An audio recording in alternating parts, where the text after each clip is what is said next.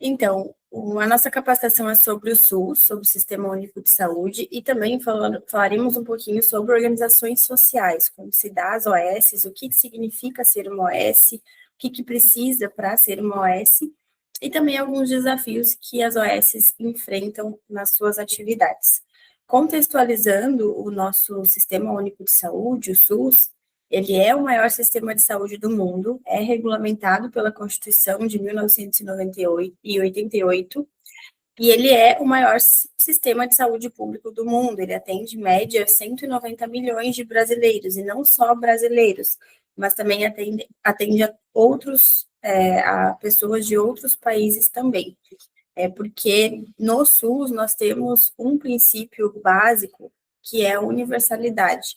Então, precisa garantir esse acesso universal a todas as pessoas, então não só aos brasileiros. E também de maneira gratuita. Além da universalidade, temos o princípio da integralidade e da equidade, que garante esse acesso completo e gratuito a todos os cidadãos. O SUS ele é organizado por níveis de atenção. Então, nós temos a atenção primária, secundária e terciária. O IDEAS, ele administra todas as atenções, então, desde a primária até a terciária. Um exemplo de atenção primária são as UPSs, que é para ser a porta de entrada do SUS, Estratégia de Saúde da Família. Então, é a primeira parte, né, que podemos dizer, as primeiras unidades que o usuário, o paciente precisa procurar quando precisa de algum atendimento. A atenção secundária, nós temos como exemplo as UPAs, consultórios, consultas especializadas, serviços ambulatoriais também. E a atenção terciária é alta complexidade, então são os hospitais. Falando um pouquinho sobre a base legal do SUS, né, as legislações, nós temos duas principais, que são a Lei 8080, de 1990, e a Lei 8.142, de 1990 também. A Lei 8080 a gente chama de Lei Orgânica da Saúde. Traz sobre a organização, sobre a direção, funcionamento do SUS, sobre as responsabilidades das três esferas do governo. Então, as responsabilidades do município, do estado e da União também. Já a Lei 8.142, ela traz sobre a participação da comunidade na gestão do SUS. Então, a coletividade tem uma influência muito grande em relação ao Sistema Único de Saúde, através também da participação dessa comunidade nas conferências, nos conselhos de saúde, não só a participação, mas também a continuidade desses conselhos, dessas conferências. E também uma parte muito importante que são sobre os recursos financeiros. Então, a Lei 8080 traz alguns pontos em relação a investimentos, né, a valores financeiros relacionados à saúde do nosso país. Aqui, falando um pouquinho mais aprofundado sobre os pilares, sobre os princípios do SUS, que nós falamos lá no início, a universalidade, então, ela é o direito inalienável de todo o acesso ao serviço de saúde sem distinção. Então, nós precisamos atender a todas as pessoas que procurarem atendimento, independente de serem brasileiros ou não, independente de cor, raça, etnia. Então, nós precisamos atender de maneira universal. Da mesma forma que nós atendemos de maneira universal, esse atendimento ele precisa ser de forma equitária, então ele precisa ser com equidade. O que é equidade? Nada mais é que atendimento justo. Então, eu vou fornecer mais para aquele indivíduo que precisa de mais. Eu sempre tenho que visar a necessidade daquele paciente para que eu consiga entregar os recursos que ele precisa naquele momento. Então, quando a gente trabalha com equidade, é diferente de trabalhar com igualdade. Eu não posso dizer que o atendimento precisa ser igual a todos, porque cada indivíduo tem suas particularidades e suas necessidades próprias. E também atender esses indivíduos de maneira integral.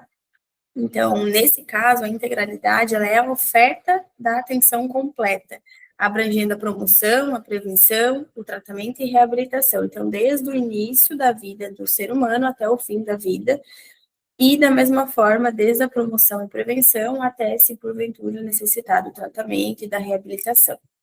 Além disso, nós temos outros princípios, que são a participação popular, então, o controle da gestão por meio da atuação ativa nos conselhos e conferências de saúde, e a descentralização. Então, o SUS ele tem uma característica de gestão compartilhada e responsabilidades distribuídas também entre as três entes federativos, entre as três esferas do governo: União, estados e municípios. Então, cada esfera, cada ente público, né, entidade pública precisa, então, e tem suas responsabilidades. Em relação às OS, o que é uma organização social de saúde? Uma organização social, uma OS, né, é uma entidade de direito privado, sem fins lucrativos, e que é qualificada, então, pelo poder público para gerenciar serviços de interesse social. Então, a gente está falando mais voltado para a área da saúde, por conta do IDEAS, né? O Instituto, ele é uma OS que administra unidades de saúde, mas existem outras áreas em que a OS podem atuar também, como educação, tecnologia, cultura, e entre outras. E as OS, elas estão embasadas pela Lei Federal 9.637 de 98. Então, essa lei, ela traz a qualificação das organizações sociais e a criação de programas de publicização também. A OS, ela não é um órgão público, é importante a gente frisar isso, tampouco uma empresa privada comum, ela é uma parceria público-privada para a gestão de serviços essenciais. Então, a OS, ela não pode ser chamada de empresa, ela sim é uma organização social, uma instituição que existe, então, uma parceria de gestão, um contrato de gestão, enfim, para gerir e administrar essas unidades. O foco principal, então, de uma OS é a gestão dos serviços de interesse coletivo, sempre visando a coletividade, a sociedade, e o reinvestimento total dos recursos na própria instituição. Por isso que é uma instituição sem fins lucrativos, justamente porque todo o lucro, todo o embasamento financeiro que entra, ele precisa ser revertido na própria instituição. Então, isso caracteriza-se uma OS. Além de ter a parceria, então, com o Estado para otimizar a máquina pública. Essa gestão otimizada e esse foco no cidadão sempre vai ser para melhorar a qualidade, a eficiência, a agilidade na gestão dos serviços de saúde pública. No caso do IDEAS, então, como hospitais, UPAs, UBS, sempre mantendo o caráter 100% SUS e gratuito para o usuário. A OS, ela busca ampliar a eficiência na gestão dos serviços públicos, principalmente em áreas como saúde, educação, ciência, cultura e tecnologia. Então, existem outras áreas em que as organizações sociais podem atuar, vai depender muito aí do foco de cada uma e das estratégias também. Em relação ao contrato de gestão, existe um contrato de gestão entre o órgão público e a OS, mas a estrutura física, os equipamentos, insumos, eles permanecem como propriedade do Estado, do município, enfim, do ente público que está sob o contrato com a OS. Então, a OS ela só é responsável pela gestão e operação do serviço, mas em relação à parte física, a estrutura física, ainda quem é responsável é o órgão público. As OS, elas são responsáveis em parceria com o poder público, então, pela administração dos estabelecimentos de saúde, no caso do IDEAS, respondendo pelo gerenciamento dos recursos físicos, técnicos, financeiros, pessoais das unidades, conforme, então, a lei que a gente havia mencionado antes. Mas é importante frisar, novamente, que essas instituições, essas organizações sociais, elas não têm fins lucrativos. Uma OS, ela não pode visar gerar lucro para fundadores, diretores ou associados. Todo esse recurso obtido, ele é reinvestido na própria instituição, para o cumprimento da sua missão. E também as atividades que ela realiza, que uma OS realiza, precisa ter como foco principal a realização de atividades de interesse coletivo. Então, não só a área da saúde, mas social, educação, cultura, ambiente, beneficente, em estreita colaboração, então, com as entidades federativas, estaduais, municipais. Então, sempre vai ter essa colaboração com o órgão público. Aqui eu trouxe uma estrutura de uma organização social típica, que é a mesma estrutura do IDEAS, obviamente, mas de outras OS também. Nós temos o Conselho de Administração, que é o órgão responsável dentro de uma OS pela definição das diretrizes, estratégias e fiscalização da gestão. Nós temos a diretoria executiva, que executa as decisões do conselho responsável. E aí nós temos alguns setores dentro da OS. gestão administrativa e financeira, que entra a parte de recursos humanos, contabilidade, compras, logísticas, contratos, suprimentos. Nós temos a parte de gestão de projetos e programas, que é a parte de TI, então a tecnologia de informação, e a gestão de operações, que é qualidade, auditoria e compliance. Então, todos esses setores, eles vão chegar em um único objetivo, que são as unidades operacionais ou filiais. Então, são as unidades de saúde que nós gerenciamos, nós administramos. Então, toda a parte estrutural de uma organização de saúde, ela trabalha sempre com foco na ponta, sempre com foco lá na unidade e no paciente, com toda certeza, porque tudo que nós fazemos antes disso vai refletir lá na frente, vai refletir na qualidade do serviço, vai refletir na assistência como um todo. Então, sempre todo o nosso trabalho, todo o fluxo que nós desenvolvemos previamente à unidade, nós precisamos ter ciência que tudo isso vai refletir, sim, lá no paciente, porque o nosso foco sempre vai ser a coletividade. Aqui eu trouxe um pouco da diferença entre OS, OCIP e ONG. OCIP é a Organização de Sociedade Civil de Interesse Público. Então, eu trouxe em relação à base legal, a OS e a OCIP, elas possuem uma legislação específica, já as ONGs, elas não têm. Em relação a contratos, parceria com o Estado, a OS ela vai trabalhar sobre contrato de gestão, a OCIP sobre termo de parceria e as ONGs sobre convênios variados. Então, as ONGs, elas são mais amplas, né? Elas não são tão específicas como as OS e as OCIPs. E o foco de uma OS é sempre na execução de políticas públicas. No caso da área da saúde, a gente precisa manter o caráter SUS, manter o caráter 100% gratuito e trabalhar em cima do que o SUS fornece para a sociedade. Por isso que o foco da OS é a execução de políticas públicas. Da OCIP são projetos sociais, o próprio nome já diz, né, uma organização de sociedade civil de interesse público. Então, o foco sempre vai ser na assistência social. E as ONGs, o foco é variado, vai depender de cada área, né, que estão relacionadas a essas ONGs. Requisitos para habilitação da organização social. Então, para uma empresa se tornar uma OS, ela precisa de alguns pontos, mas eu trouxe os mais específicos e os principais para que a gente entenda um pouco de que não é um processo da noite para o dia e não é um processo simples também.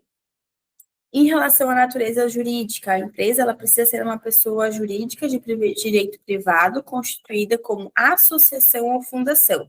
Além disso, ela precisa ter objetivos sociais claramente voltados para a área da saúde, como educação, cultura, saúde, no caso, educação, cultura, assistência social, e além disso, a empresa ela não pode possuir fins lucrativos. Então, precisa ser comprovado todo o reinvestimento na própria empresa em relação aos lucros. E comprovar também o desenvolvimento efetivo de atividades na área de seu estatuto, né, na área que a OS escolheu para a empresa escolheu para se tornar OS, seja saúde, seja educação, enfim. Isso precisa ser comprovado documentalmente e também por no mínimo 5 anos. Então, uma empresa ela vai ter esse foco nas atividades, né, do seu estatuto, foco com objetivos sociais, por no mínimo 5 anos para se tornar uma OS. Então, não é um processo muito simples, um processo muito rápido, ele precisa ir de pelo menos um tempo da empresa trabalhando em cima do seu estatuto, né, das suas áreas aí de escolha, para que, enfim, se torne uma organização social. Quando se torna uma organização social, a gente entende que existem alguns desafios para se enfrentar. Esses desafios não é só no início, esses desafios eles vão se manter sempre dentro de uma organização, seja ela a área de atuação que for, porque realmente são desafios importantes e delicados a ser trabalhados. Como o primeiro, por exemplo, que é a dependência de recursos públicos. Então, existe uma vulnerabilidade a cortes ou atrasos orçamentários do governo, justamente porque a OS ela depende majoritariamente de repasses dos órgãos públicos, né, em relação a esse contrato que tem de gestão. Então, existe essa dependência. Além do atingimento de metas contratuais, então, existe necessidade do cumprimento rigoroso de indicadores de desempenho que acarretam em glosas caso não atingidos. Então, se não for atingida alguma meta, pode ocorrer glosas e isso pode refletir em todo o processo, né, de tanto financeiro quanto administrativo. Além da governança e compliance, né, exigência de mecanismos robustos de transparência e auditoria também, integração das equipes. Então, essa parte é, de fato, muito delicada, né, a conciliação entre profissionais CLT da OS, que muitas vezes são CLT, e servidores públicos estatuários que já trabalhavam na empresa ou já trabalhavam, né, na instituição de órgão público e que passou a ser gerida e administrada por uma OS. Então, fazer essa conciliação entre esses profissionais também é um grande desafio. Mas a gente entende que o principal deles, que a gente comentou, e o que muitas vezes acaba refletindo muito em tudo, em todos os pontos, em todos os lados, é a dependência de recursos públicos. Então, apesar de possuírem natureza jurídica privada, as OS elas dependem majoritariamente de repasses governamentais para financiar suas atividades. Então, essa dependência, ela gera essa vulnerabilidade financeira, porque qualquer atraso, corte, contingenciamento no orçamento, pode comprometer diretamente o funcionamento da OS, como eu havia comentado. Então, isso vai afetar a qualidade da assistência, qualidade dos serviços e continuidade desses serviços também, porque tudo envolve a parte financeira. Então, quando acaba acontecendo algum tipo de atraso ou corte, a gente tem esse reflexo bem importante. E a autonomia para o investimento também a longo prazo e inovações estruturais fica significativamente limitada sem o apoio estatal garantido. Então, uma OS ela não tem a capacidade de fazer um investimento a longo prazo, por exemplo, porque realmente, de fato, fica aí essa vulnerabilidade na parte financeira. Mas, além dos desafios, existem vantagens de ser, né, uma OS ou do modelo de OS, ou administrar um órgão público, por exemplo.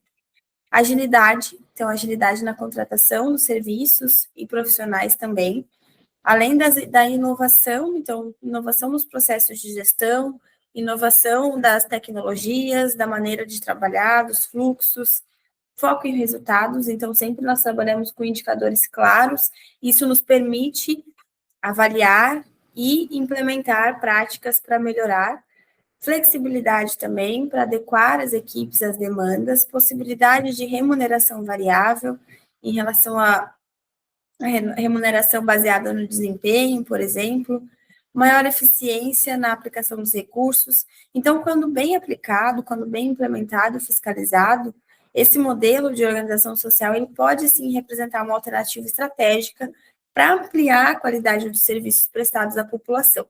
Então, uma OS, quando bem aplicada, sim, ela pode melhorar muito a qualidade dos serviços, visando a área da saúde, que é o nosso caso. Aqui eu trouxe alguns exemplos práticos, alguns hospitais de alta complexidade que nós administramos, mas existem a área da educação, a área da cultura, como o museu, teatro. Então, isso mostra a abrangência do modelo de organização social e a sua capacidade também de atender diversas áreas de interesse público, não só a área da saúde.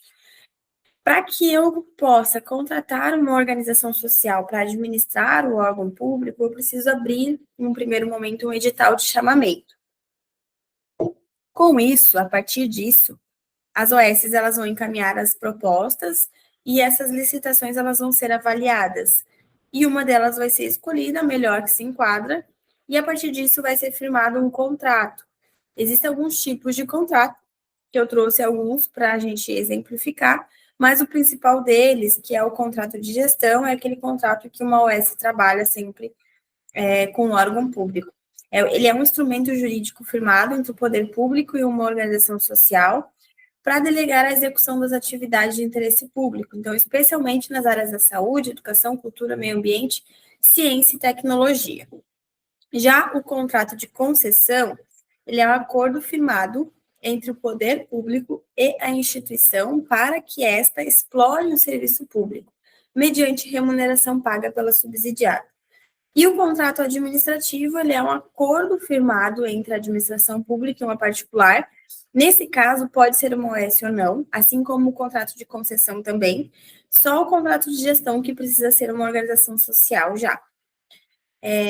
Que visa, então, em relação ao contrato administrativo, ele visa a execução das atividades de fornecimento de bens e serviços públicos, sob regime de direito privado, sob regime de direito público, desculpa.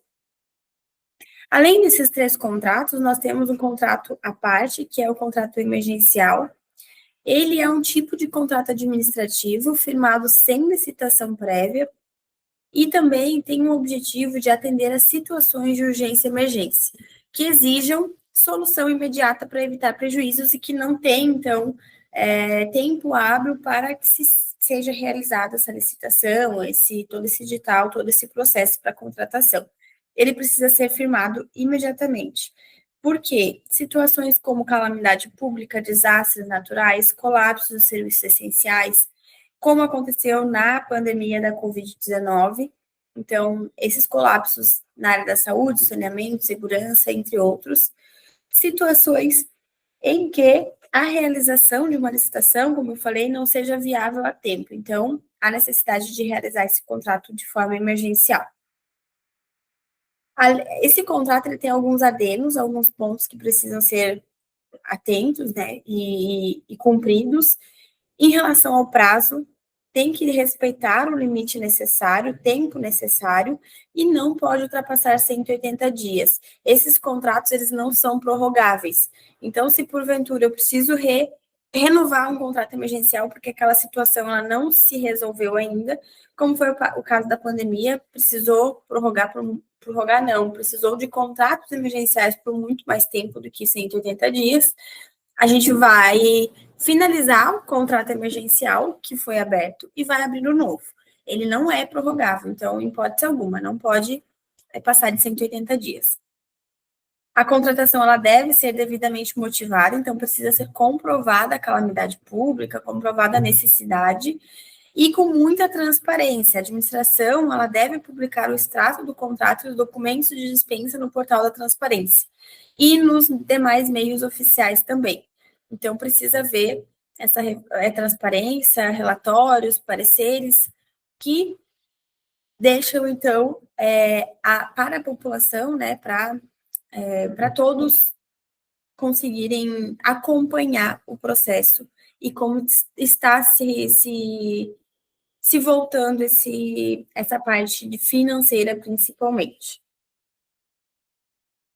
A contratação de serviços e fornecedores por uma OS, ela precisa ter como prioridade empresas com responsabilidade social e ambiental e com múltiplos fornecedores também para garantir a melhor oferta. Então, em relação a preços, uma OS ela precisa ter mais de um orçamento e essa contratação dessas empresas, elas precisam ser o mais transparente possível e impessoal. Então, eu não posso contratar uma empresa que eu tenha algum tipo de relação pessoal ou algum fornecedor, por exemplo. Precisa ter essa característica, então, em relação à contratação de serviços e fornecedores. Aí, para finalizar, a gente trouxe um pouquinho da atuação da Ideias em relação ao compromisso, à seriedade. A equipe técnica do Ideias está em constante atualização e aprimoramento, que aparece, então, nos artigos publicados em revistas especializadas e na participação constante em cursos, seminários, congressos, tanto no país quanto no exterior. O Ideias ele utiliza metodologias e didáticas certificadas e novas tecnologias, práticas e posturas que se fazem presente, então, no padrão de excelência. Então, é uma empresa, é uma OS, uma instituição que tem como foco o aprimoramento e a atualização, sempre buscando trazer, então, técnicas novas, né, de tecnologia nova, aprimoramento, certificações, então, sempre visando a melhora da qualidade nos serviços. E a atuação do Ideias está sempre alinhada com a legislação atual, em consonância com as orientações dos conselhos regionais e federais de todas as categorias profissionais que atuam no Ideias. Então, a gente sabe que o Ideias ele é majoritariamente profissionais da área da saúde, né? Mas existem outros profissionais também, obviamente, e cada um tem um conselho regional, cada um tem um conselho que rege a sua profissão, então nós precisamos atuar sempre em consonância com as diretrizes e com a ética responsável, né, e correta. Transparência é o modelo de gestão do IDEAS, então a gestão de serviços de saúde pública com transparência e ética é uma prioridade na nossa administração. Nós valorizamos o profissionalismo, o compromisso com a população e empenhamos-nos constantemente para aprimorar e garantir uma saúde de qualidade para todos os cidadãos do nosso país. Aqui eu trouxe um pouquinho em relação à missão, visão e valores. A missão do IDEAS é oferecer excelência em gestão de saúde focada nas necessidades do usuário. A visão do IDEAS é ser uma OS referência no Brasil, atuando por meio da melhoria contínua em processos de gestão e na promoção do aumento do acesso à saúde pública. E os valores: satisfação dos usuários, agilidade e idoneidade, responsabilidade social e ambiental, valorização das pessoas, segurança do paciente. Então, esses são os valores que o IDEAS tem como principal aí no seu modelo de gestão. Então, nós sempre precisamos garantir a gestão integral dos serviços, e essa gestão ela precisa vir com qualidade. Então, não adianta eu administrar, não adianta eu fazer a gestão sem a qualidade de fato. Então, serviços de saúde qualificados, reconhecidos por boas práticas, com atuação em assessoria, gestão e execução dos projetos. Então, é sempre importante trazer a parte da qualidade para a prática do dia a dia, seja num fluxo prévio à unidade ou num fluxo de unidade de fato. E o ensino e pesquisa ele vai estar sempre presente, porque é a partir daí que a gente garante as inovações e as novas, a partir de embasamento científico, né, as novas técnicas a serem utilizadas na atuação dos profissionais. Então, as capacitações e inovações para as equipes e unidades de saúde, sempre impulsionando o conhecimento. Aqui algumas unidades que nós administramos, desde a atenção primária até a terciária, como a gente comentou lá no início. E para finalizar, alguns indicadores de desempenho que nós utilizamos na prática, que é um planejamento estratégico, né? Levantando, então, as considerações, o que deve ser feito, o que não deve, para a gente conseguir avaliar, então, como que se dá, de fato, várias áreas da administração de uma OS. Em relação à parte financeira, né, a gente trabalha com custo planejado, realizado, déficit, super déficit, qual unidade está suscetível, né, qual unidade está sustentável e qual não está. Então, em relação à perspectiva do cliente, mercado, a taxa de satisfação dos usuários é muito importante, porque garante a satisfação dos pacientes. A gente trabalha também com indicadores de não conformidade, prestação de contas, porque isso vai nos permitir, então, avaliar e fortalecer a transparência, a prestação de contas, o cumprimento, principalmente, de metas contratuais, que a gente viu que é um dos desafios que nós enfrentamos como S, não só o IDEAS, mas qualquer organização social. E em relação a projetos internos, a gente trabalha com indicadores de comissão, auditoria, taxa de turnover e absenteísmo. Então, valorizar e reter pessoas é importante para a gente gerenciar a qualidade assistencial, aprimorar a gestão de processos e tecnologias e sempre otimizar a gestão dos contratos e metas. Além de trabalharmos também com indicadores no setor educacional, no setor de aprendizado e conhecimento. Então, a gente avalia aí indicadores como profissionais capacitados, taxa de satisfação, taxa de absorção de conteúdo, tudo isso para desenvolver e capacitar a força do trabalho e para a gente melhorar cada vez mais o fornecimento, então, dessas capacitações, desses treinamentos, promovendo inovação e o uso de novas tecnologias sempre. Era isso, então, pessoal. Muito obrigada pela atenção de todos.